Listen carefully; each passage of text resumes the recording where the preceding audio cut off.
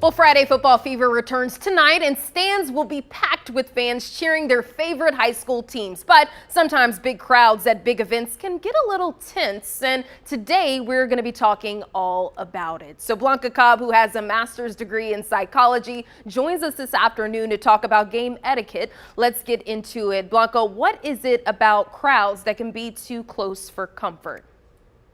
It's all about physical space. When people feel cramped, and particularly they're around people who they don't know, then they can feel uncomfortable. Also, if you add on top of that, if the person beside you is cheering for the opposing team, it kind of grates your nerves a little bit.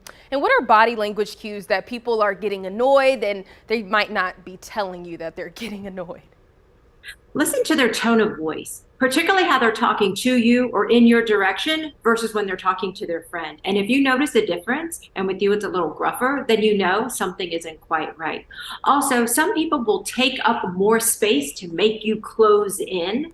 It's a subconscious way of just kind of like getting you to move aside. Sometimes people will turn away from you.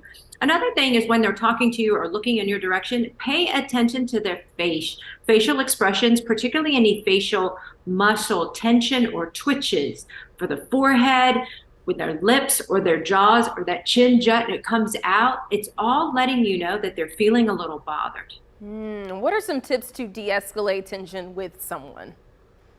This really is about you. Although someone might be instigating it perhaps, but it's you just making sure you have a neutral tone of voice. You're using neutral words to help de-escalate the situation, calming. So what that means and what that looks like is that you're validating their feelings. Doesn't mean you have to agree with them, but if you validate their emotions, and then also when you're talking to them, give them some space. Because again, when people feel cramped or closed in, they don't like it. And some people can just feel a little more aggressive, if you will. And when you're talking to someone, you want to make sure that you're catty corner to them. Off center is what I mean, not face to face. Face to face can really be perceived as more confrontational.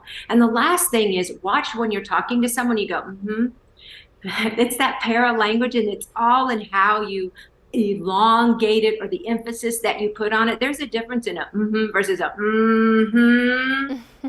that can just aggravate a situation. That's right. And one more question for you. How could younger children be impacted by seeing their parent in a heated moment out there? Some kids will get scared. They're not sure what to do. So as a parent, you want to make sure that if you feel like the situation with another adult could be getting tense, that your child is safe, make sure they're to your side or behind you so they're protected. And always remember that they're watching you, because you're modeling to them how to handle a tense situation with someone. And then afterwards, when you're away, when you're home, then you want to have an explanation and talk to them and say, hey, what did you see? What did you notice? Let's talk about this. Let's talk about how this could be, how it went well, and then what I might do differently next time. So it's also a life lesson rolled up and then watching what's happening with you. All right, all good stuff. Well, Blanca, thank you so much. If you enjoyed our chat today, you can continue the conversation with Blanca on her Facebook page, Blanca Cobb, Body Language Expert.